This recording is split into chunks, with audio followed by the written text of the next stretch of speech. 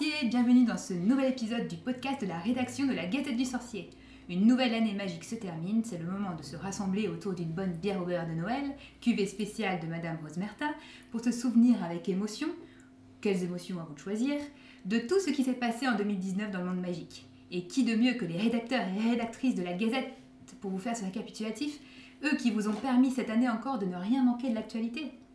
Donc avec moi pour cet épisode, je vous propose de tous vous présenter pour certains, ça va peut-être être la première fois que vous entendez les voix derrière les pseudos, donc présentez avec votre pseudo et voilà. On se présente tous en même temps, je pense que c'est tous en même temps. Donc moi c'est Marjolaine. Moi c'est Abrax. Moi c'est Cassiopia. Moi c'est Panta. Moi c'est Linus. Moi c'est Epiotiminel. Et moi c'est Naria. Donc un magnifique panel. Et donc pour commencer ce récap de l'année 2019, parce que quand même notre merveilleux monde magique est d'abord né dans les pages de romans, on va commencer par le cœur de notre passion, les livres. Puisque en 2019, il y a quand même eu un anniversaire important, il y a eu les 20 ans de la sortie du Prisonnier d'Azkaban, avec comme il nous avait déjà habitués avec les deux premiers tomes, les House Edition de Bloomsbury. Je rappelle, c'est les quadruples éditions aux couleurs des 4 maisons. Et pour cette année-là, Bloomsbury a aussi fait une opération caritative avec beaucoup de trust. Donc il y a eu des petits événements autour des 20 ans du Prisonnier d'Azkaban. Et donc là, c'était des illustrations sur le thème du Patronus qui ont été mis aux enchères. Et donc Gallimard, comme pour les 2 premiers tomes, nous prépare les versions françaises de ces éditions qui vont sortir dans quelques semaines, a priori, le 23 janvier 2020, il me semble. Tout à fait. Donc voilà, déjà, j'ai commencé par les 20 ans du Prisonnier d'Azkaban parce que c'est mon tome préféré de la saga. Donc je ne sais pas si vous avez des réactions sur les 20 ans du Prisonnier d'Azkaban en 2019, c'est quand même émouvant. On se sent vieux. C'est ça. Il y a eu des très belles créations sur les cartes postales, vous pouvez retrouver tous les visuels sur le site et des très bons illustrateurs anglophones qui ont été choisis. Et voilà, c'est vraiment un régal et c'est une très belle opération, je trouve un bel hommage aussi à ce tome-ci. Ouais. Moi, ça a été en tout cas, une des illustrations a été mon fond d'écran pendant une bonne partie de l'année. Donc, Là, je pensais que tu allais dire que tu l'avais acheté. Oui, bien sûr. Ouais, j'ai mis 1500 balles dans une carte postale. Donc, autre grosse sortie de 2019 niveau livre, on a quand même le tome 4, donc Harry Potter à la coupe de feu, illustré par Jim Kay, qui est sorti cette année. Pour les 3 premiers tomes, on avait été habitué à un rythme annuel, 2015, je pense, 2016, 2017. Et on a attendu une année de plus pour le tome 4, qui est quand même gigantesque. Donc il a fallu quand même à Jim Kay un peu plus de temps pour travailler sur ce tome-là. Et donc là, je pense qu'autour de cette table, certains ont déjà eu cet ouvrage entre les mains. Moi, j'attends que le gentil Papa Noël me l'apporte au pied du sapin, donc je n'ai pas encore épluché. Mais est-ce qu'il y en a qui veulent en parler de ce tome 4 ? C'est une réussite comme tous les précédents. Après, on sent que les tomes se rallongent, les illustrations s'étalent. Parfois, il n'y a pas toujours d'équilibre parfait, mais comme on l'a dit, c'est une merveilleuse façon de se replonger dans la magie de l'univers. Donc, on attend toujours ces sorties-là avec impatience, en tout cas, pour tous les ans, où on sait qu'il va y en avoir au moins encore 3. Oui. Moi, ce que j'aime particulièrement dans ces illustrations, c'est que c'est pas souvent des scènes les plus importantes qui sont représentées, donc ça nous rappelle un peu des petits détails des livres qu'on a un peu oubliés quand si on n'a pas forcément relu ce tome-ci récemment et tout. Et donc c'est vraiment une redécouverte de l'univers et ça met d'autres visuels que ceux des films. Pour tous ces nouveaux personnages, il y a quand même énormément de nouveaux personnages dans la coupe de feu qui ont quasiment tous droit à un très très beau portrait.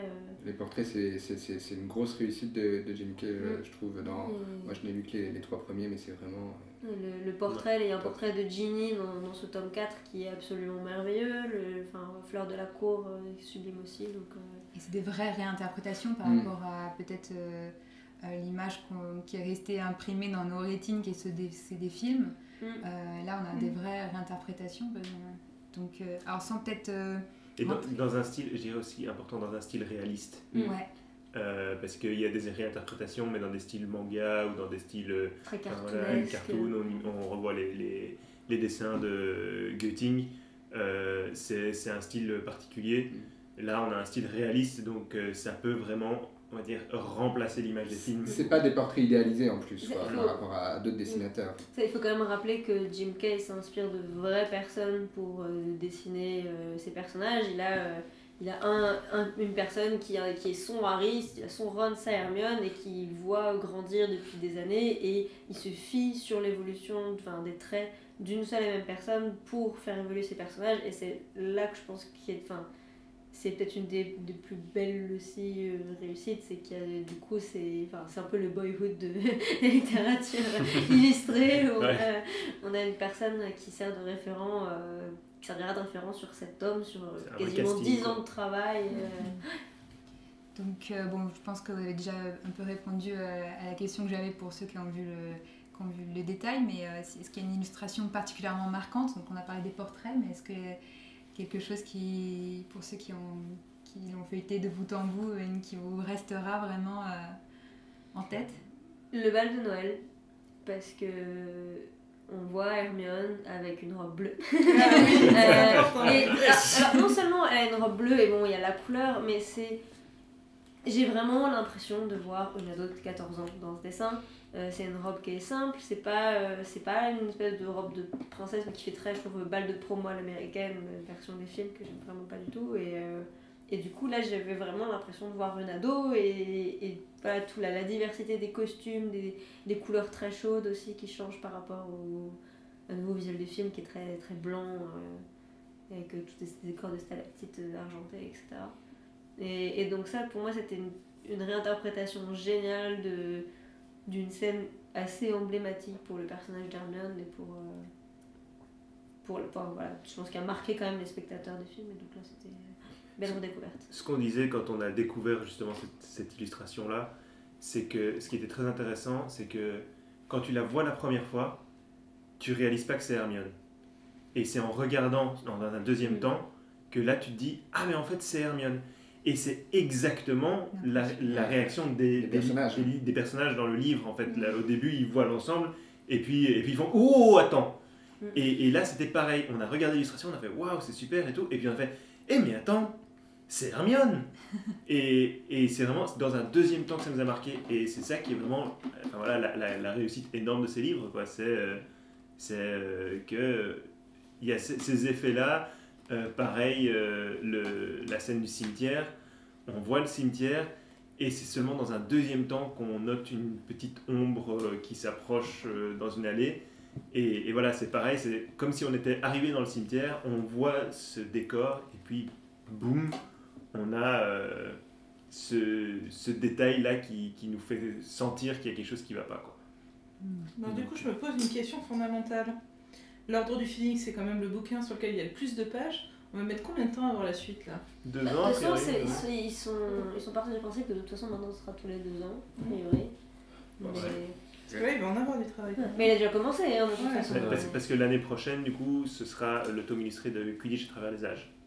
Donc ils ont décidé d'avoir cette espèce d'alternance avec et après on sait qu'ils bossent déjà sur le tome 5 depuis 1 an quasiment. Depuis qu'il a terminé la Quidditch, il a enchaîné. Donc voilà. Ça promet en plus parce qu'il a moyen de se faire vraiment très plaisir. Moi j'attends avec impatience, je pense, la tapisserie des Blacks, je pense qu'il peut difficilement passer à côté. Le Square Grimaud de manière générale. Oui, voilà, en plus. On sait déjà qu'il a une représentation des Sombrales qui va être faite parce qu'il a fait il travaille avec des sculptures, donc il fait des maquettes. Donc on a déjà vu la maquette du Sombral. Mais je pense que... Ouais. Bon, en tout cas, pour l'instant, il assure le job, Jim Kay. Pour l'instant, pas de déception. Donc, pour clore un peu ce chapitre sur les livres, je voulais quand même parler des 4 nouveaux livres que J.K. Rowling a sortis sur Harry Potter cette année. LOL. Donc, petit rappel, si vous avez vu passer cette nouvelle cette année, c'est totalement faux. Encore la semaine dernière, les voilà. On s'est dit que dans un récap 2019, c'était peut-être important de mentionner aussi les fausses nouvelles qui ont circulé, donc notamment ces fameux 4 nouveaux la livres. vérité. Donc pour rappel, si vous n'avez pas déjà lu l'article de la Gazette, les articles de la Gazette qui se sont succédés parce que cette nouvelle continue à repopper régulièrement. Donc il s'agit en réalité de 4 e-books dérivés du catalogue de l'exposition Harry Potter History of Magic, donc qui est paru en français sous le titre Harry Potter Un monde de magie, qui s'est déroulé à la British Library en 2017.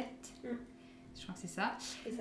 Donc voilà, donc juste pour noter que la confusion en fait a été surtout créée par des médias généralistes assez peu scrupuleux sur la validité des infos qu'ils relaient ou qui transforment volontairement ce type d'infos pour faire le buzz rien que dans leur titre. Donc, et on mentionne aussi parce que cette année, ça a même obligé le site officiel de J.K. Rowling à publier un démenti pour mettre les choses au clair. Donc voilà, juste pour mentionner que 2019 a aussi été une année assez riche en fausses nouvelles. Donc on ne vous parlera pas aujourd'hui d'adaptation cinéma de Cursed Child ou de séries TV Harry Potter, tout simplement parce que c'est des rumeurs qui ont été officiellement démenties. Voilà. Sachant que pour Cursed Child, ça a même été démenti d'une manière assez grandiose sur un coût marketing énorme. Ils ont joué là-dessus. Voilà, ils ont joué sur cette attente. Ils ont joué sur l'attente avec une prise de contrôle sur tout Times Square à New York, ce qui coûte extrêmement cher. Clairement pour marteler le message que non, il n'y avait rien annoncé d'autre qu'un rebranding, une nouvelle marque, des nouveaux visuels pour la pièce. Et malgré tout ça, le message n'est pas passé. Il y a encore des gens qui pensent que ça a annoncé quelque chose d'autre. Donc, je dirais même qu'il y a eu au moins 2 démentis quasiment de J.K. Rowling cette année sous des formes différentes. Voilà, donc continuez à faire attention aux fausses nouvelles, chères auditrices, auditeurs et lecteurs de la Gazette. Et vous pouvez compter sur la Gazette du Sorcier pour s'assurer que toutes les infos qui sont publiées soient vérifiées. Et voilà. et donc, puisqu'on a justement mentionné J.K. Rowling, j'ai trouvé qu'il y avait quelque chose quand même d'important à noter en 2019, c'est qu'on n'a eu aucun nouveau contenu écrit par J.K. Rowling lié au monde magique. Et mine de rien, ça faisait longtemps que ce n'était pas arrivé. L'ère des textes Pottermore, des tweets qui nous abreuvaient de manière quasi continue depuis des années, s'est subitement arrêté en fin 2018. Donc bonne ou mauvaise nouvelle, c'est un autre débat, hein, mais je pense que c'est à noter. Et c'est lié à la prochaine nouvelle que je pense qui va nous occuper un peu pour le débat. C'est que Pottermore no more, n'est-ce pas? Pottermore a été remplacé cette année par Wizarding World Digital. Donc une plateforme qui se décline en un nouveau site internet, wizardingworld.com, et une application qui n'est toujours pas disponible en France, aux dernières nouvelles, vous me corrigez. Et en tout cas au moment où on enregistre, donc si au moment où on sort l'épisode c'est le cas, désolé. Bah vous le saurez en ayant, parce que vous aurez lu la Gazette, voilà. Donc de toute façon... Après, si quelqu'un veut découvrir l'application, elle est sur mon téléphone. Donc prenez contact avec Panta. Et donc, cerise sur le gâteau dont on est de toute façon privé, on a Wizarding World Gold, un fan club payant qui pour l'instant est seulement ouvert au Royaume-Uni et aux États-Unis. Donc pour la modique somme de 60 livres au Royaume-Uni et $75 aux États-Unis, donc environ 68 €, on va dire, vous pouvez... Par an, oui, un abonnement annuel. Donc pour cette somme annuelle, vous avez donc cette année le droit à un cadeau de bienvenue qui est sous forme d'un petit livret appelé Keys and Curios. Donc c'est un livret personnalisé avec des petites énigmes peut-être et des choses qui vont déverrouiller du contenu en ligne.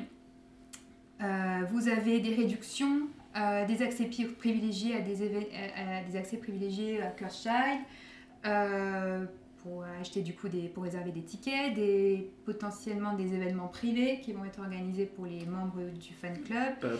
Pas potentiellement, hein, C'est déjà annoncé, le ouais, premier et le déjà premier, annoncé, c'est au Studio Tour. Studio Tour, une c'est ça. soirée de Noël privée au Studio Tour, dans les Voilà. décors de Noël.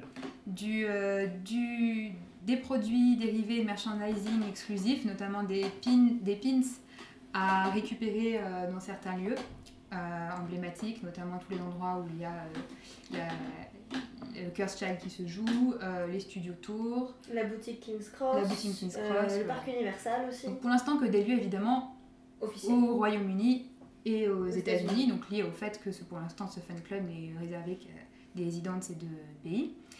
Il y a aussi un accès en ligne à des vidéos making-of. La plupart pas exclusifs, c'était des contenus qui étaient présents dans les différentes éditions DVD. A priori, il y a quand même une vidéo exclusive avec Nina Lima pour l'instant. Oui. Bref, donc tout ça. Ça nous fait une belle jambe puisqu'en tant que Français, on n'y a pas droit pour l'instant. Tout simple, ça peut s'expliquer peut-être aussi par le fait que toute la liste que je vous ai donnée, la majorité des choses ne sont de toute façon accessibles physiquement qu'à des gens du Royaume-Uni ou des États-Unis. Mais je voulais du coup faire un petit tour là sur quel est votre avis sur cette belle idée de fan club payant. Et au-delà du fait voilà, que pour l'instant il n'y a pas accès, si jamais un jour on y a accès en France, qu'est-ce que vous attenderiez pour cette somme-là en tant que fan? Et voilà. C'est un peu difficile d'avoir un avis sur... alors que bon, c'est le tout début. Peut-être qu'effectivement, le fait de monnayer ce club privé, ça donne accès à des avantages et à des réductions qui pourraient compenser, on va dire, cette somme-là. Et ça permet aussi d'avoir une sélection de produits officiels et de se recentrer sur les produits officiels et sur un merchandising voilà, par rapport à de la contrefaçon. Mais c'est vrai que j'ai l'impression qu'on a encore comme fan reconnu par rapport à notre portefeuille, quoi. Ça donne un peu cette impression. Alors, je sais pas, je suis un peu mitigée. Le terme de fan club déjà est un peu dévoyé du coup parce que les fan clubs littéraires, il en existe depuis des décennies et c'était justement des clubs de passionnés sans tenir compte particulièrement de ta fortune personnelle. Et là, pour le coup, si, c'est ta fortune qui prime sur ta passion. Au final.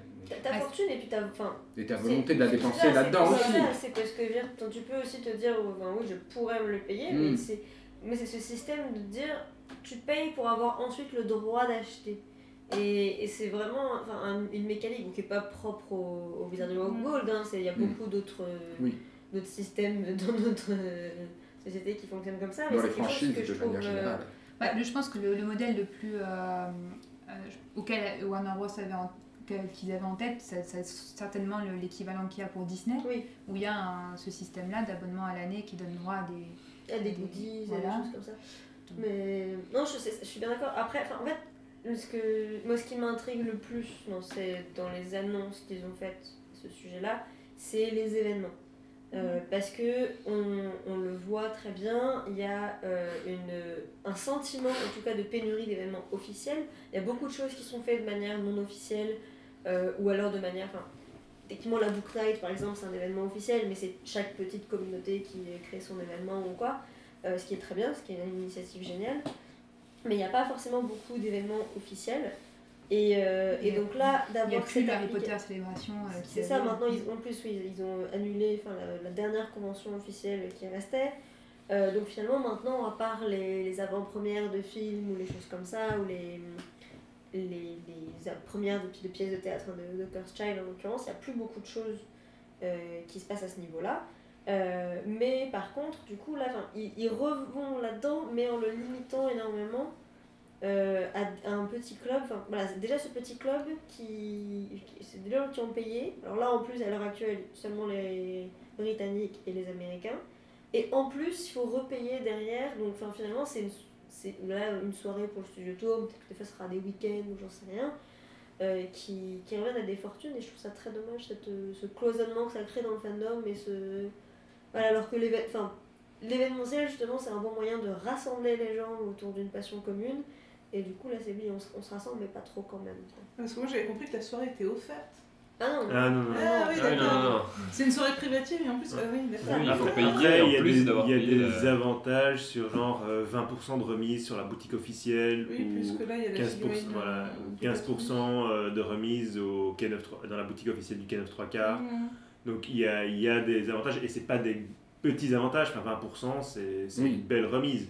Si tu achètes beaucoup, c'est vite rentable. Et Oui. il y aura des packages pour Universal aussi avec des remises comme ça. Donc c'est des belles occasions. On pourrait se dire que si les célébrations Harry Potter reviennent à Universal, il y aura probablement des packs exclusivement pour les Wizarding World Gold. Il y a juste une petite nuance, c'est que il joue sur les mots en disant qu'en fait toute personne inscrite sur l'application ou sur le Wizarding World avec un passeport fait partie du fan club, et puis qu'il y a juste une option payante au fan club. Wizarding World Gold, c'est pas le fan club en lui-même, c'est juste l'option payante du fan club qui est gratuit. D'accord. C'est la petite nuance marketing sur laquelle ça se joue aussi. Et que vous avez droit à des trucs super cool en faisant partie du fan club, mais Au final, juste un peu moins que d'autres. Au final, c'est une carte de fidélité, quoi. Ouais, Ouais. en quelque sorte. Ouais. Payante. Bah, Bah, Comme oui, à la Fnac, comme à la Fnac, c'est ce que j'allais dire. Ouais, il y a qui n'est pas vraiment une carte de fidélité, mais Ouais, qui pas à mon avis le même tarif non plus. On est d'accord. Mais bon, c'est vrai que moi j'ai toujours en travers de la gorge le fait qu'ils aient fait tout ce qu'on a dit rebranding, enfin c'est un gros mot, mais en gros tout s'appelle maintenant Wizarding World, c'est plus Pottermore, c'est Wizarding World, donc il y a ce côté genre voilà, c'est le world, c'est le monde entier, et en fait à Avec partir un du moment passeport. avec un passeport que je trouve mais moi ça me fait mal au cœur en fait dans un contexte actuel de dire vous avez votre passeport et en plus en fonction de là où vous habitez, bah, votre passeport il vous donne pas les mêmes droits. Je trouve ça hyper cynique et vraiment moi ça me fait un peu mal au cœur quoi de dire on parle de Wizarding World, on parle de passeport et c'est réservé à US, UK et en gros vraiment il y a tout un programme marketing qui exclut quand même. Le reste du monde, ça n'existe pas. C'est ça, on C'est est mineur. invisibilisé et je trouve que c'est assez grave quand même. Enfin, Alors que c'est pas une partie, enfin je veux dire le reste du monde, même d'accord les États-Unis sont, enfin Harry Potter est très présent, mais Harry Potter est très présent dans toute l'Europe. En France, on sait que c'est une partie d'endroit en Europe où la franchise est le plus présent avec le Royaume-Uni. En Asie, il y a une folie pas possible. Au Brésil aussi. Alors c'est sûr que c'est pas le même des pays au même stade de développement, c'est pas les mêmes moyens, c'est pas le même niveau de vie, mais il y a quand même un vrai engouement mondial. Et c'est une chose de dire on lance une application progressivement, par exemple quand on repense à Wizards Unite ou tous les jeux mobiles qu'il y a eu, il y a une bêta qui ouvre, enfin voilà, ça commence sur un pays, c'était la Nouvelle-Zélande, et puis après, enfin voilà, ils ouvrent progressivement. Oui, c'est pour des raisons techniques aussi. C'est Voilà. ça, c'est des raisons, c'est des tests, c'est pour repérer des bugs, des choses comme ça. Mais ils ont jamais dit, oui, on pourra jouer qu'en Nouvelle-Zélande à Wizards Unite. Alors que là, c'est jamais été présenté comme une version bêta, a priori en tout cas, et j'ai aucun souvenir de ce type de formulation, soit sur leur site. Continue à dire restez connectés pour savoir quand est-ce que ça sera disponible dans votre région, mais il y a aucun, on a l'impression que c'est... Il n'y a pas voilà, d'annonce, on a l'impression que c'est vraiment secondaire, que c'est pas du tout quelque chose qu'ils essayent de sortir ou de diffuser à tout prix, que c'est vraiment...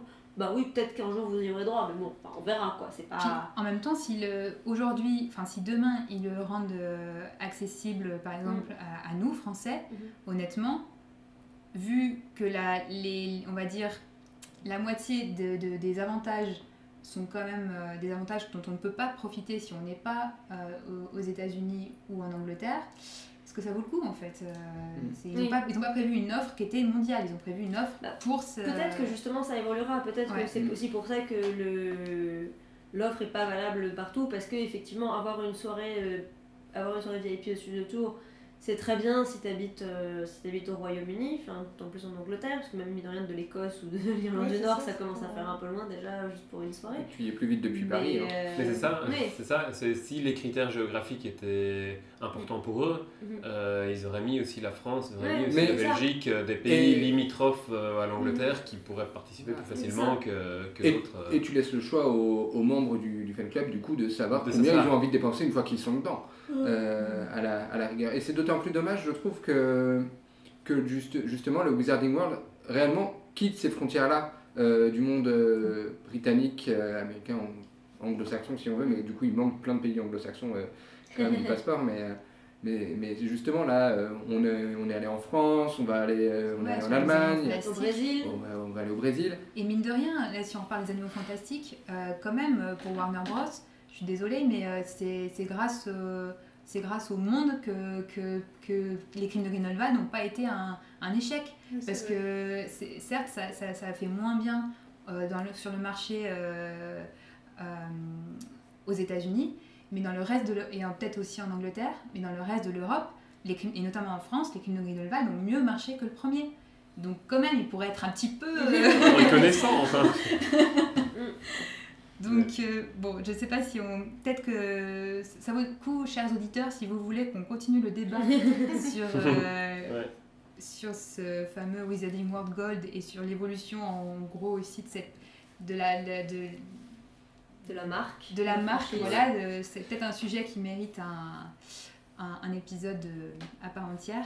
Oui, parce qu'il y a un point qu'on n'a pas vraiment abordé, c'est ce qu'il y avait sur Pottermore et qui a disparu. Enfin, qui était au début, j'avoue que j'ai plus trop suivi vers la fin, mais la création de fans où les gens ils pouvaient mettre leurs dessins, etc. Et l'aspect communauté. On est d'accord, ça fait déjà un bout de temps, mais du coup c'était quelque chose qui est important quand même dans l'univers Harry Potter et dans la communauté, et que progressivement ils suppriment pour ne tendre que vers le commercial et que vers la vente de produits à destination des fans, et les fans ne sont plus là pour ça, quoi. C'est le côté, on parle qu'à votre portefeuille et votre personnalité, ne nous intéresse pas forcément plus que ça. Il y a eu des tentatives de quelques opérations justement gratuites, sur le papier sympathique et tout ça, mais il n'y en a pas beaucoup. Et il y a peut-être un déséquilibre justement entre ce qui est vraiment proposé, on sent, pour les fans, pour faire plaisir à la communauté, pour vraiment faire vivre l'univers. Et ce qui est proposé avec vraiment juste, on sort la 84e vague de Funko Pop parce qu'on n'a pas décliné Harry en pyjama dans le chapitre 3 du Prince de Sang-Mêlé. Regardez, il vous reste des choses, on a encore plein de choses à mettre dans notre merchandising, et là, restez connectés, suivez-nous. Cela dit, ils le font parce qu'il y a aussi des gens qui les achètent. Oui, mais bien sûr, oui, je veux dire, d'accord, mais après, il y a moi j'ai quand même un sentiment c'est très poussif sur certains trucs, et c'est ce qu'on a dit brièvement dans un article de critique récemment sur un livre qui est sorti sur les jeux vidéo dans Harry Potter, qui disait qui listait entre autres que J.K. Rowling acceptait comme produit dérivé à l'époque des début années 2000, et ce qu'elle ne voulait surtout pas voir, et ce qu'on voit, ce qui est sorti maintenant, il y a eu pas mal de changements. On va parler de jeux vidéo un peu plus tard. Parce que ça va être notre dernier sujet, hein. On va garder Wizards Unite pour la fin. Je vous tease pour que vous restez jusqu'à la fin, chers auditeurs, vous avez remarqué. Bref. Je sais pas si Wizards Unite c'est un gros tease. Non, mais je pense que c'est quelque chose qui a été accessible à presque tout le monde. Si vous restez jusqu'à la fin, on vous donne notre code ami. Mais avant ça, je voulais quand même vous donner rapidement les nouvelles de l'enfant maudit, hein, Cursed Child. Donc, puisque on est passé comme en 2019, on a quand même doublé le nombre de villes qui jouent la pièce, puisqu'en 2018, on avait Londres et New York. Et maintenant, en 2019, on a eu du coup la production australienne à Melbourne qui a ouvert, et on a une nouvelle production à San Francisco qui a ouvert aussi. Et on a eu aussi l'annonce de 12 nouvelles villes qui vont accueillir la pièce en 2020. Donc Hambourg, qui va arriver assez rapidement, au printemps. En Allemagne. Donc première production non anglophone, à noter quand même. Et Toronto, un peu plus tard en 2020. Mais à quand en France? Donc à suivre, mais je trouvais intéressant de se projeter, de se dire que l'année prochaine, à la même date, nous devrions donc avoir tous les jours pas moins de 6 représentations de Cursed Child qui se jouent simultanément dans le monde tous les soirs. Et donc avec le décalage horaire, en fait, Cursed Child se joue en permanence dans le monde Voilà, entier. dans le monde entier, ouais. Donc, C'est beau, c'est beau. Ça fait réfléchir. Ou pas. Annie a peur des pigeons dans le monde entier. Voilà, maintenant c'est officiel. Donc je voulais passer ensuite aux nouvelles du Studio Tour de Leavesden, à côté de Londres, puisqu'il y a eu quand même une grosse actu en 2019. Et c'était cette année. Et ouais, avec l'extension Gringotts, qui est, je pense, la plus grosse extension depuis l'ouverture. Qui est la plus ouais, grosse ouais. extension. ouais. Voilà. Et que tu as eu. Et ouais, bah, j'ai proposé qu'on s'arrête un peu dessus, puisque il y en a certains autour de cette table qui ont eu l'occasion de le voir en vrai. Mais donc les studios Tour se sont offerts aussi, en plus de cette extension Gringotts, quand même un ravalement de façade assez important, parce que tout l'espace d'accueil et boutiques ont aussi été repensés et refaits. Mais bon, c'est surtout Gringotts qui nous intéresse. Et donc, je crois que Panta a eu la chance de... Ah ouais, donc on a plusieurs autour de la table qui ont eu Je l'ai vu aussi. Je suis allée. Ok, Voilà. donc quasiment... Je suis jalouse. Je suis jalouse. Donc on va laisser aux trois personnes autour de la table qui ont eu l'occasion de voir, de nous dire leur avis. Et est-ce que ça a été quand même un moment fort de votre année de découvrir Gringotts? Personnellement, enfin, après je travaille aussi dans les décors, donc je suis une grande amoureuse des décors, mais au niveau du dragon, Ouais. voilà. Ça, c'est quand même impressionnant. hein. Ouais, Ça, c'est vraiment. En fait, on arrive dans. Enfin, il y a l'extension est assez grande quand même. Hein. Il y a plusieurs parties et une partie où on a une partie qui est animée en fait avec une projection d'un dragon du dragon qui avance et qui crache des flammes. Et c'est juste magnifique avec. Qui est réalisé en hologramme en Oui. fait. Ouais, en hologramme. Oui, parce qu'à Orlando, Donc, c'est une vraie, Oui. une vraie maquette qui crache des flammes, non? Non, c'est Ah oui, sur le, Oui, sur, sur Oui, le- ouais, sur le toit du- toit de la banque, effectivement, mais par Après, dans le hall, le nouveau hall d'entrée, il y a un dragon aussi, taille réelle voilà, aussi, ça qui aussi est, qui était impressionnant. Enfin, qui est suspendu au plafond. Parce que je crois qu'il faut vraiment pas minimiser le changement dans ce hall d'entrée. ouais, Euh, ça, ça, c'est je m'en vraiment la souviens, différence, parce que je pense que c'est c'était important, ouais, ouais. c'est vraiment impressionnant. Mais- Enfin, moi j'ai été une fois avant et puis une fois depuis le changement et j'avais ce souvenir d'une entrée assez sombre et Hangar un peu. en hangar, Mhm. etc.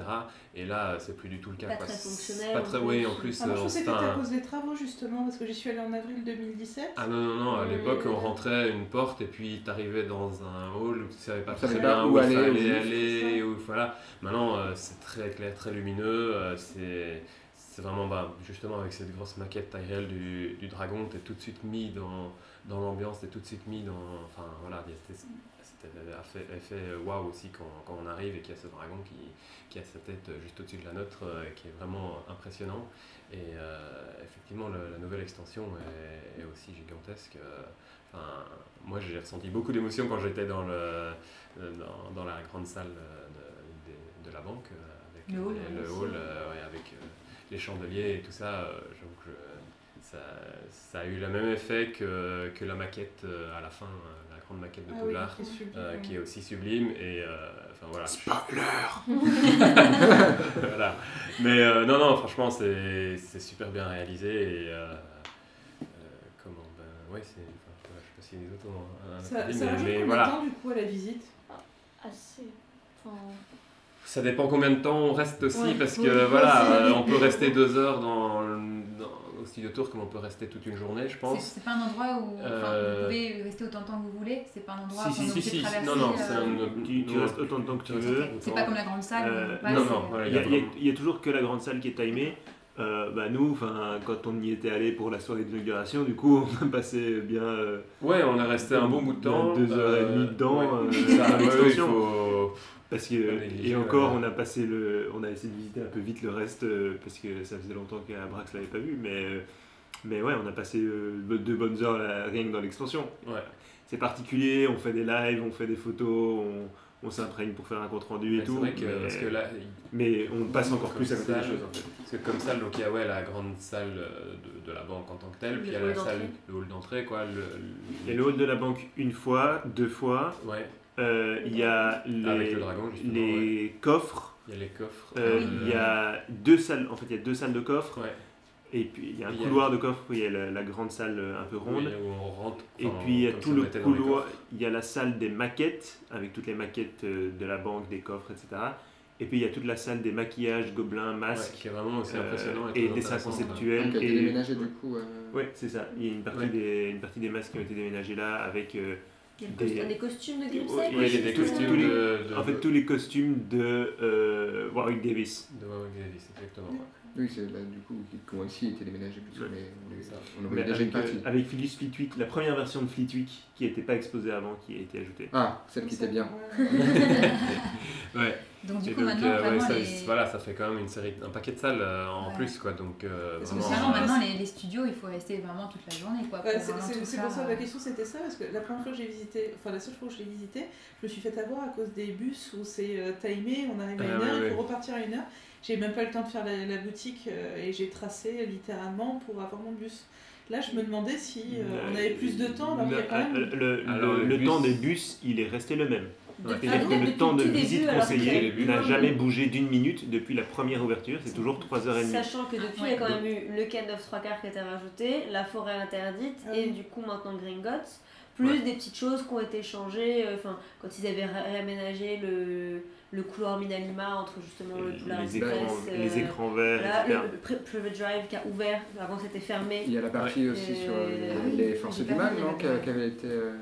ça a été un peu Ça, c'est juste une réorganisé organisation. pour le sens de la visite. Et donc, oui, clairement, 3h30, c'est pas Voilà, suffisant. je Quoi. conseille Ça l'était d'autant déjà plus pas au d'aller sur début. l'article de la Gazette pour Ça voir l'était comment déjà Ouais. pas au début, mais ça l'est vraiment C'est plus ça qu'on- 3h30. Ouais, Dans notre- Conseil de... N'arrivez pas à 17h. Ouais. Réservez le plus tôt possible le matin et comme ça vous êtes sûr. Et y aller par votre propre moyen, comme on l'indique dans la FAQ de la Gazette, c'est pas si compliqué que ça. Quand Non, il y a la navette Non, pour aller. franchement, il y a une juste navette pour aussi, aller ouais. De la Ouais, gare le au studio en premier lui-même. Il y avait de coût de quoi 2 livres hein. Oui, c'est ça, 2,50 maintenant c'est un peu augmenté. Mais... Et oui. Ouais. Et donc, ouais, vraiment, moi je conseille cette Ouais. extension. Bon, on y va quand? Donc, on va passer là plus rapidement peut-être à des choses qui sont un petit peu moins accessibles pour nous, qui sont les nouvelles des parcs d'attractions Universal. Puisqu'il y a aussi eu un gros événement cette année au parc Universal d'Orlando avec une nouvelle attraction. Alors, je prends mon inspiration. Hagrid's Magical Creature Motorbike Adventure. Ah bon? Aussi raccourci en Hagrid. Donc, Joli mot valise.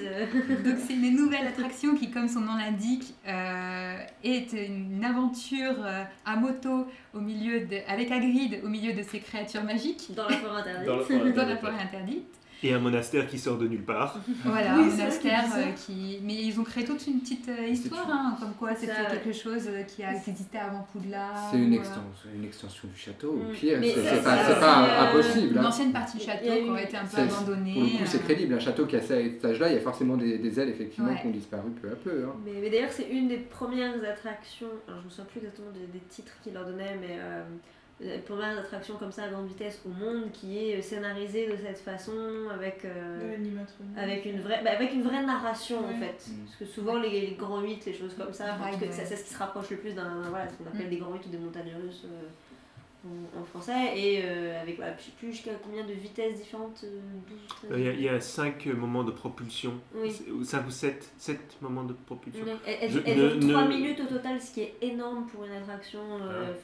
Il y a des grands 8, souvent c'est une minute à Non, mais tout casser. c'est un gros Ah oui, événement. oui, Je pense que c'est un gros événement à la fois pour la communauté de fans Harry Potter, mais aussi pour le monde des parcs d'attractions, parce que c'est Mhm. vraiment une attraction qui Il a déjà été primé plusieurs fois. Là. Il a déjà reçu un prix là, oui, il a reçu Ouais. un prix. Donc c'est un énorme une succès. Ouais. Tout le monde autour de la table, personne n'a fait.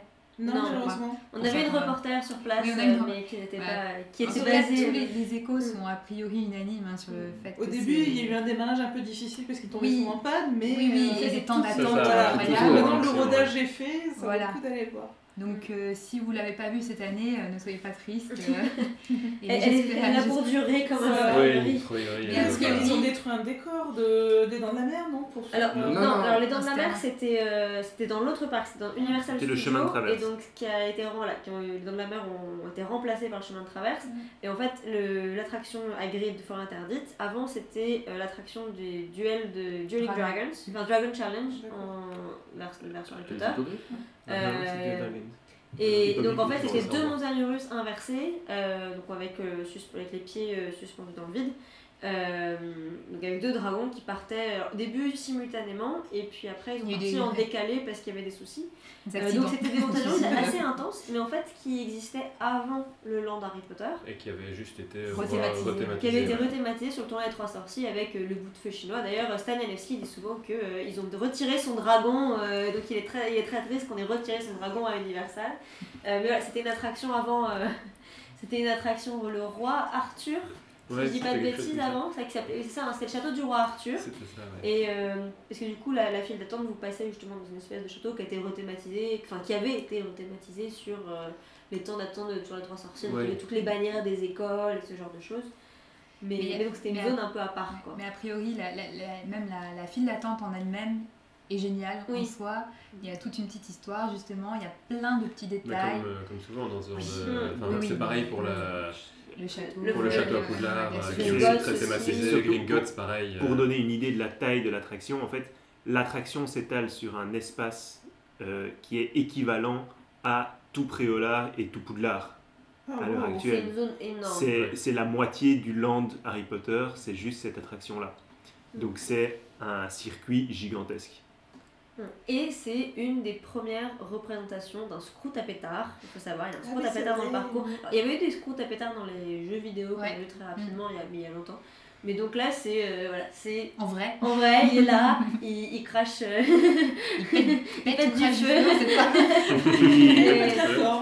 Il pète une odeur de poisson pourri. Ah oui, ils sont allés loin. Il y a des arômes quand on traverse la zone. Et après, vous les trouvez dans les dragées surprises de Bertie. Mais voilà, je trouve ça très cool d'avoir de scrout à pétard. D'être sorti un peu des représentations des films, parce qu'il y a des centaures, il y a les lutins de Cornouailles. Il y a surtout Hagrid, quoi. Oui, il y a Hagrid. C'est ça qui est sympa. Oui, et Hagrid qui a été une reproduction de Robbie Coltrane. Ils ont travaillé pendant des heures avec l'acteur pour... juste ça, c'est une réussite incroyable en soi. Mais du coup, voilà, étendre un peu avec d'autres créatures qui étaient mentionnées dans les livres. Plutôt que, voilà, j'avais peur qu'ils aient trop recherché du côté d'animaux fantastiques, et je trouve ça bien qu'ils aient décidé d'aller exploiter les livres. Parce qu'en plus, c'est vraiment un animal qui correspond à Hagrid en fait. Mais c'est chouette parce que du coup, ça fait quand même malgré tout le lien avec les animaux fantastiques, du coup, derrière, avec, leur donnant plus de place. Okay. Donc en gros, on a envie d'y aller aussi. Clairement. Ouais. Invitez-nous. Je passe très très vite sur les autres nouvelles des studios parce que vraiment là c'est très très loin. Donc on a eu la confirmation d'un land Harry Potter dans le futur Universal Studio de Beijing, donc Pékin. Parce qu'il va y avoir un nouveau Universal Studio mais qui est pas plus accessible pour nous, n'est-ce pas? Si on revient à Orlando, va y avoir un nouveau parc en fait à Orlando appelé Epic Universe, donc qui fait partie de l'Universal, de parc Universal. Et on suspecte un land Harry Potter au niveau fantastique, mais toujours pas de confirmation, donc à suivre. Il faut savoir que ça fait juste très très longtemps qu'il y a des rumeurs, mais quand j'ai très longtemps, ça fait déjà avant que le long chemin de traverse ouvre, des rumeurs sur des attractions ministère de la magie avec les ascenseurs notamment. Donc ça fait des années qu'ils en parlent. Donc ça serait peut-être l'occasion. C'est vrai que si ça se répète, ça se répète très bien. Plus un land d'animaux fantastiques, il y a il y a eu un premier dessin conceptuel, beaucoup de gens pensent qu'il y a une zone Paris en fait, le Paris des Crimes de Grindelwald. Mais si on repart sur un truc plus Harry Potter, voilà, le ministère de la magie fait quand même partie des plus fortes rumeurs. Le terrain de Quidditch. Ouais. Je veux mon attraction où je suis sur un balai. On a un article sur la Gazette avec les meilleures attractions qu'on a imaginées pour Universal Orlando. Et si on est les pics, on demande du copyright. Donc je propose de finir par quelque chose qui a priori a été un peu plus accessible pour nous. Je vais dire quoique, je vais expliquer pourquoi. Donc c'est le fameux jeu mobile Wizards Unite qui est sorti au tout début de l'été. Donc c'est le jeu mobile qui a longtemps été surnommé le Harry Potter Go, puisqu'il fonctionne sur le même principe que Pokémon Go. Il a d'ailleurs été développé par le même studio, Niantic. Donc je disais accessible presque à tous, puisqu'il faut quand même avoir un smartphone assez élaboré pour pouvoir faire tourner le jeu. Je précise quand même que il était plus accessible que Hogwarts Mystery, puisque dans mon cas personnel, je ne peux pas avoir Hogwarts Mystery. Je peux avoir Wizards Unite, mais je ne peux pas y jouer totalement parce que j'ai pas accès à toutes les fonctionnalités. Oui, comme pour tout le monde, par exemple. Notamment. Oui. Donc voilà, c'était juste pour mentionner que voilà, on dit que c'est plus accessible, mais n'oublions pas ceux qui ne sont pas équipés des smartphones dernier cri, et j'en fais partie. Voilà. Donc par contre, je sais qu'autour de cette table, il y a des joueurs qui ont joué, jouent toujours. Donc il y en a qui jouent encore? Oui. En ce moment même. En ce moment même, c'est pour la science. 2 jours par mois. Donc j'aimerais du coup un avis de ceux qui ont passé du temps sur ce jeu. Déjà, est-ce qu'il y a quelqu'un qui n'y a pas joué du tout? Moi. Voilà. Parce que téléphone pas compatible ou... Non, parce que pas forcément intéressé par ce genre de jeu, donc je pas... Est-ce qu'il y a quelqu'un qui y a joué mais qui a arrêté? Moi. Plus ou moins. Voilà. Plus ou moins. Mais moi, j'ai un peu plus... Je nuancerai ce qui a été dit sur l'accessibilité parce que moi, je pouvais jouer à Hogwarts Mystery. En revanche, pour Wizards Unite, je n'ai jamais pu l'installer depuis le Play Store. Par exemple, j'ai dû passer par le Galaxy Store, moi aussi, j'ai dû passer par Galaxy Store. qui n'est pas très pratique pour les mises à jour, et j'ai le même problème que du coup les autres collègues qui sont passés par là a priori. Je pense que c'est le fait de passer par le Galaxy Store qui fait qu'on ne peut pas accéder au porte au loin, ce qui a pas mal... c'est parce qu'on qui n'a bloque quand même pas mal l'expérience de jeu. Ouais, ce qui freine pas mal l'expérience et qui du coup bloque aussi la progression au moment des événements. Sinon, vous faites comme moi qui ne peut ni passer par le Galaxy Store, ni par le Play Store, ni aucun store. Vous téléchargez l'APK. Et ça fonctionne. Oui, jusqu'au moment où ça sera bloqué. Les APK, normalement, ils sont pas bloqués. C'est les APK cheatés. C'est les trucs où il y a un truc qui te permet d'indiquer n'importe où, de déplacer ton curseur géographique. Ça, il faut les éviter. Effectivement, vous allez vous prendre un ban sur la tête. Mais, qui sera en plus valable pour tous les jeux. Tous les jeux Niantic. Ouais. Mais une APK simple, il n'y a rien qui change quoi que ce soit. Et moi, elle fonctionne très très bien. Et si on revient au jeu lui-même. Mais déjà, ce qui nous aiderait, j'ai envie de dire quand même, c'est de pouvoir au moins se débarrasser des portes loin ouverts, comme on peut se débarrasser d'ingrédients ou de potions. Parce qu'au moins, on pourrait continuer à en ouvrir. Déjà, ça ralentirait moins la progression. Là, quand on atteint le maximum de portes loin ouverts, on ne peut plus en ouvrir. C'est vrai que c'est un défaut de l'aspect porte loin, c'est que même, par exemple, quand on a beaucoup de portes loin en attente, on ne peut pas supprimer des mâles portes loin qu'on a déjà récoltés. Alors, quand il y a déjà une clé dessus, je comprends qu'on ne puisse pas la virer. Par contre, quand il est juste là en attente, je trouve ça un peu dommage.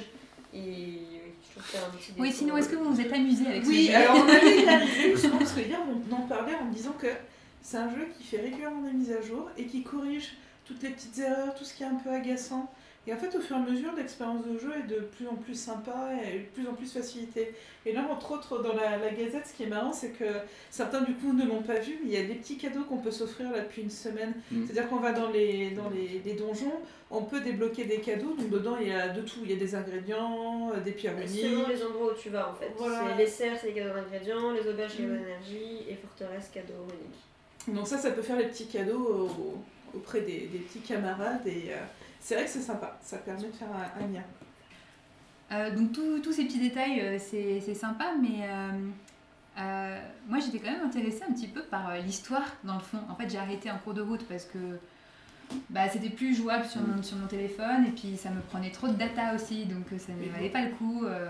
J'ai pas un forfait qui me permet de jouer sur la 4G de manière illimitée. Donc, mais cette fameuse histoire là, de tous ces petits détails et tout, est-ce que vous la suivez? Est-ce que ça vous intéresse? J'ai vu un scout à pétard déjà, tu vois, ça me fait plaisir. En fait, il y a plusieurs histoires. il y a l'histoire sur laquelle on enquête, et puis il y a le présent. Il y a justement les interactions qu'on a avec Hermione, avec l'assistante dont j'oublie le nom, Harry éventuellement. Constance Pickering. Voilà, et du coup, ça fait 2 histoires à suivre. Et autant il y a l'histoire passée sur laquelle on enquête, on peut retrouver l'accès et c'est génial. Et on aimerait bien pouvoir accéder à la suite de cette histoire au bout d'un moment. Sur le présent, je trouve qu'il y a un gros problème, c'est que les dialogues, au fur et à mesure, on ne peut pas forcément y réaccéder alors qu'il y a des informations vachement intéressantes dedans sur l'univers de manière générale. Et puis on peut surtout passer des dialogues sans faire exprès à un moment où ça lag. Et ça c'est vraiment le côté dommage parce qu'on a vraiment envie de lire tout ce qu'il y a et de pouvoir retourner dessus. Parce que c'est assez bien écrit dans mon souvenir, c'est quand même assez sympa. Enfin, je sais pas, c'est moins basique que ça a l'air au début. Enfin, tout passer, c'est un peu dommage. Mais après, peut-être que... Mais je trouve que l'histoire voilà, est intéressante. Moi, je vais donner ma théorie ici. Je crois que cette théorie, j'en ai jamais parlé. C'est que dans pas mal de retrouvables, il y a un sorcier. Et c'est toujours le même sorcier qui revient. Oui. Et moi, ma théorie, c'est que c'est Fowley. C'est le sorcier qui a déclenché la catastrophe, le cataclysme, Calamité. la calamité. Voilà, c'est ça. Je savais que c'était un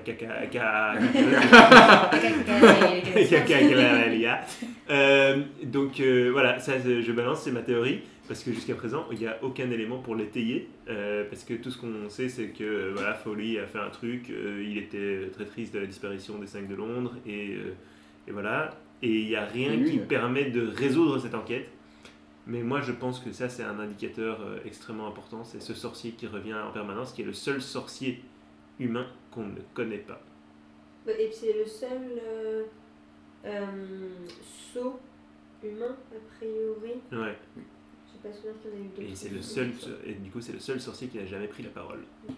Voilà, comme ça, on... Moi, j'avoue que je suis un peu loin l'histoire parce qu'en fait, je trouve que on l'a par trop petites touches de manière un peu trop décousue. En fait, il y a en parallèle du registre des retrouvables, il y a un registre de mystère où des fois, en attrapant des retrouvables, on avait en plus un objet mystère. Mais en fait, il se remplissait relativement vite. Et puis, tu l'as terminé et puis il se passe rien. Il y a 3 chapitres et il n'y a rien après. Il n'y a rien après et on n'a pas forcément... Enfin, voilà, on ne sait pas grand-chose de ce qui... De à quoi nous servent tout ça. Et je comprends que l'histoire doit mettre du temps à se dérouler, mais je regrette un peu ce manque de rythme, voilà, ce côté très, très sporadique dans la diffusion des informations qui fait que voilà, la grande enquête, j'ai un peu du mal à m'y accrocher. Par contre, moi j'aime beaucoup la mécanique. Alors j'ai pas du tout joué à Pokémon Go, je suis pas une grande fan de l'univers Pokémon. Mais j'ai très très bien accroché à Wizards Unite, j'ai peut-être un peu trop par moment. Tu es la personne à la rédaction avec le niveau le plus élevé. T'es à 30, 31, c'est ça? Un truc comme ça. T'as atteint ce niveau-là. Mais voilà, en fait, j'aime beaucoup la mécanique, j'aime beaucoup la diversité des retrouvables. J'aime beaucoup la créativité au niveau des sauts. Le saut du miroir d'Uriel avec le troll, il me fait rire à chaque fois. Il y a vraiment des très belles recherches à ce niveau-là.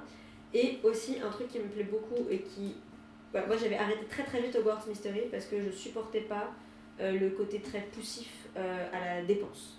C'est-à-dire que pour finir la moindre action, on dit tu peux payer 200 pièces d'or pour finir ceci ou pour résoudre telle mission. Parce que tu avais des énergies. Et il fallait payer très cher l'énergie, etc. Bon, là, il y a aussi un système d'énergie, moi, que je trouve pas trop mal. En ville. En ville. A priori. Mine de rien, dans certaines zones de campagne, en vacances, finalement, on se débrouille plutôt pas mal. Après, clairement, il y a des régions où ça a l'air d'être moins facile.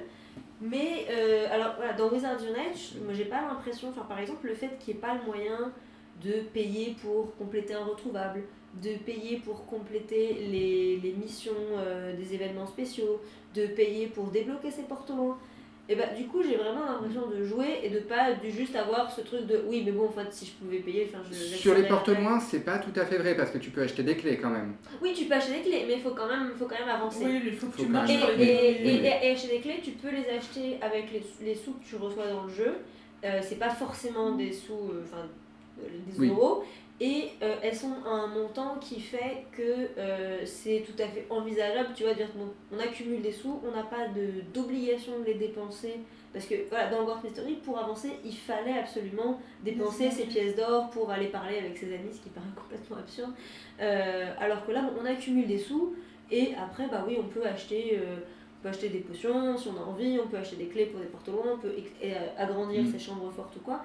Mais j'ai pas l'impression de devoir payer pour jouer, pour avancer. Et ça, c'est vraiment du coup un sentiment agréable pour un jeu mobile gratuit et qui fait que moi, ça me donne toujours envie de continuer à jouer aussi. Parce que j'ai pas l'impression d'être prise justement pour une vache à lait, quoi.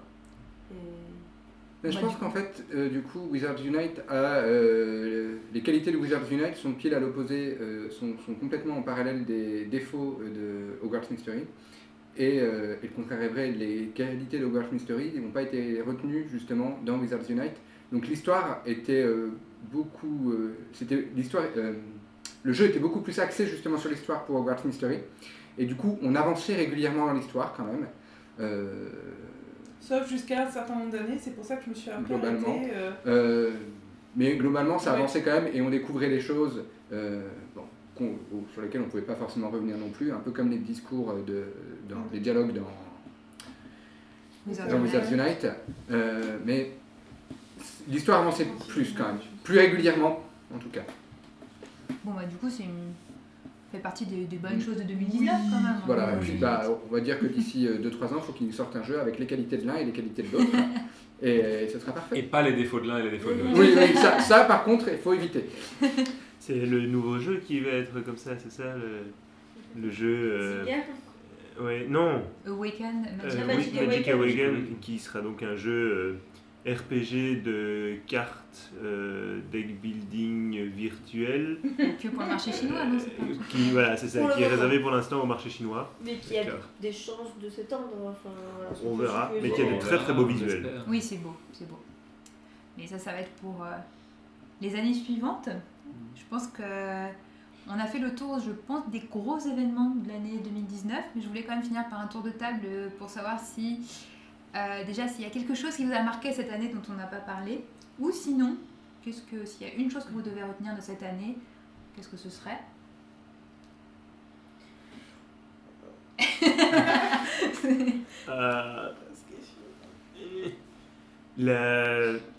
La permanence des fake news, c'est quelque chose voilà, on se dirait qu'après tout ce temps, on finirait par comprendre que mais c'est un problème qui touche au-delà d'Harry Potter, qui touche les médias en général, qui touche la culture et l'accès aux médias et l'éducation aux médias. Voilà, à l'heure actuelle, beaucoup les médias passent par Facebook. Et Facebook, ça implique des titres accrocheurs, ça implique une nécessité d'avoir une visibilité qui ne peut être acquise que de manière un peu trompeuse, exactement. Et donc c'est une réflexion qui va au-delà en fait d'Harry Potter. C'est vraiment cette présence permanente et régulière de fake news, de désinformation, de mésinformation, de titres puta-like. Et voilà, c'est vraiment ça que je retiens, et ça qui va continuer pour moi à être un grand sujet en fait sur les années à venir, parce que c'est un sujet qui va au-delà de juste le fandom. Et du coup, ce qui m'a vraiment marqué en 2019, je pense que c'est proportionnel à ce que tu dis, c'est l'engouement des fans et des nouveaux fans qui viennent enrichir le fandom et qui sont très friands de nouveautés et qui renouvellent aussi un peu l'univers. Et ça fait plaisir de voir que la nouvelle génération s'intéresse presque autant que nous.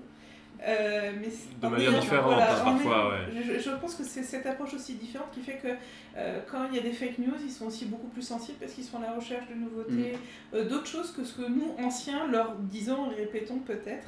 Et je trouve ça quand même sympa qu'il y ait cet engouement et ce renouveau. Mais effectivement, ça donne aussi un terreau, je pense, pour les fake news. Et ça fait plaisir de voir ça encore en 2019 et j'espère que ça va continuer. De voir des fake news. Ouais. D'avoir des nouveaux, Ouais, d'avoir un vrai renouvellement, c'est vrai. Parce que mine de rien, on en est quand même à... Enfin, il y a des plus jeunes qui arrivent sans arrêt, mais il y a des anciens plus jeunes qui deviennent un peu moins jeunes et qui du coup rentrent quand même aussi dans un âge où ils créent aussi, où il y a des nouveaux... On n'a pas parlé de... Je voulais faire un... Moi, c'est peut-être ça que je retiens aussi pour cette année, parce qu'on a mis volontairement... J'ai mis dans ma sélection volontairement de côté tout ce qui était création de fans. Mais l'année 2019 a été, j'ai l'impression, particulièrement riche en création, notamment fan-films. C'est vrai. On a eu énormément de fan-films de haute qualité, en tout cas visuelle, de projets qui ont mis du temps à se faire et qui sont arrivés au bout. Je pense au dernier épisode pour le côté français à Warren Flamel qui s'est conclu avec un dernier épisode qui a demandé énormément de travail. On a le premier de la série des fantômes Les fondateurs. des fondateurs avec donc, le fantôme de Cerdaigle, qui a pareil été un projet sur lequel toute l'équipe a travaillé pendant longtemps. Au niveau international, je reviens du coup anglophone, j'ai été énormément marquée par celui sur Neuville, Long du Bas et la sorcière noire, qui est un magnifique fan-film.